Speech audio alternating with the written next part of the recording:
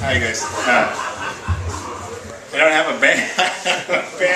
I got here and Alice was playing. I'm saying, shit, I'm supposed to start reading before they're playing because I don't, you know, I mean, it's just me, so it's a little rough. So it's kind of like, I guess it's after you go out and enjoy yourself and then you get me before you go to bed or something. I don't know, whatever that is. And I got gum, I have nowhere to go.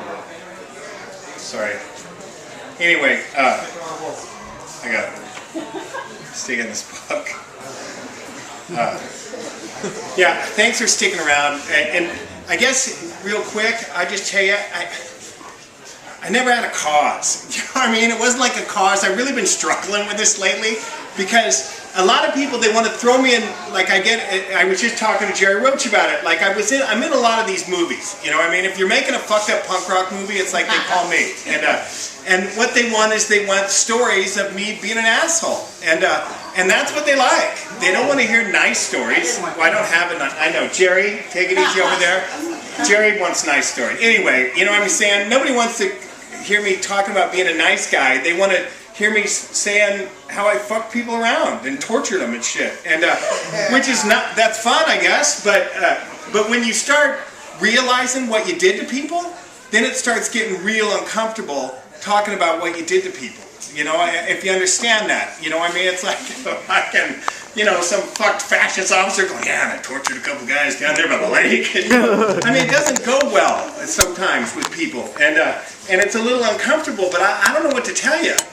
I got into punk rock because I was a criminal, not because I had any cause, you know, and especially the first time I even saw you guys dressed up as punks, it fucking freaked me out, man. I didn't know I was a surfer kid, you know, and I didn't understand, even though I was wearing the uniform of a surf kid, like it tripped me out to see people liking music and then wearing clothes because of the music they liked. Like I didn't get it, man. It's like, you know, it was almost like I look at those people that dressed like 50s rockabilly guys back then. I'm thinking, fuck, what are these guys doing? And I didn't know. But what attracted me was you know, the violence and the stealing. That's what attracted me. I'm a thief. I like to steal, and I still struggle with it. I don't understand. You know, yeah, it's sad. Anyway, but I don't understand why it's wrong sometimes. You know what I mean? And I remember I sat at a therapist one time, and she said she was talking to me about something stealing. I think it was stealing or something. And she goes, well, let's talk about stealing. I go, yes, it's wrong.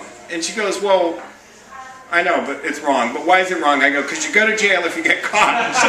She goes, that doesn't make it wrong. I go, yes, it is. It's wrong. You go to jail, you know. And I just couldn't I couldn't put it together in my mind. It's wrong because you're hurting somebody.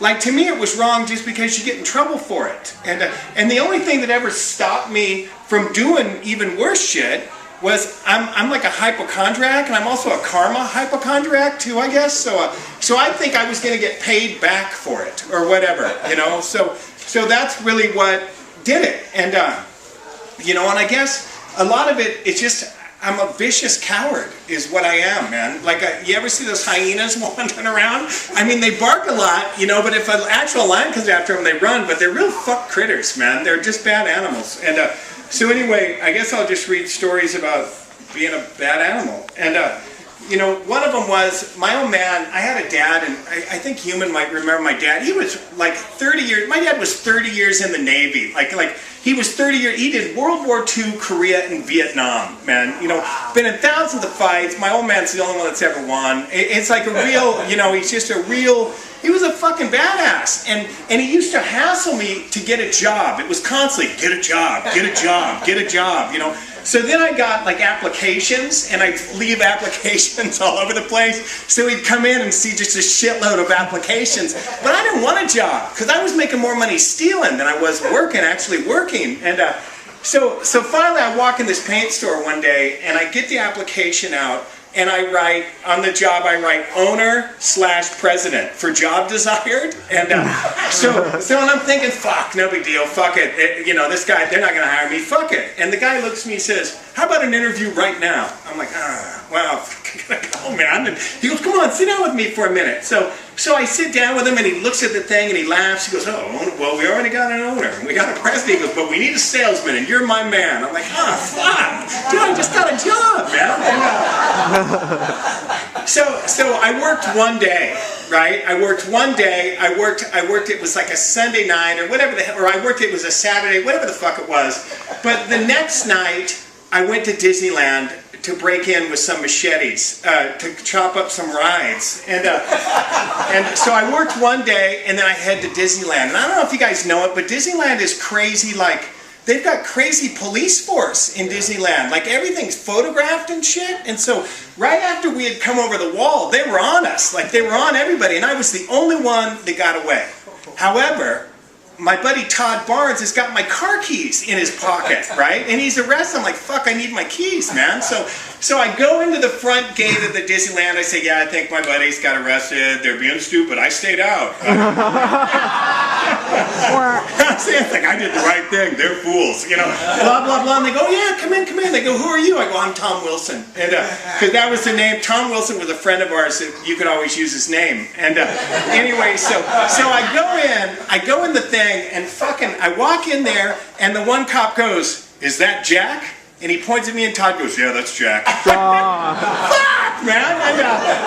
And fucking Todd, his grandfather takes him home, and they arrest me. And anyway, so I start my work, right? And then when I went to court, I didn't want to call my dad, so I told the guy that was with me, I go, just plead guilty, man. Plead guilty, and they'll let us go. And they didn't let us go. So I got 5 days for breaking into Disneyland. I mean, try that in jail. You know what I mean? Everyone's fucking standing there all badass, like, when you go fucking home, it's like, yeah, I'm in Disneyland, or fucking, you know, whatever. So it didn't go well. And anyway, so after doing 5 days in jail, I go back to the job. I go to my paint store because I want to get paid, man. You know, I worked that day. So I bleached my hair at the time, you know, before I went into the paint store, I bleached my hair. So I got this fucked orange looking blonde, bad bleach job with scabs all over it. And I walk in with an army jacket.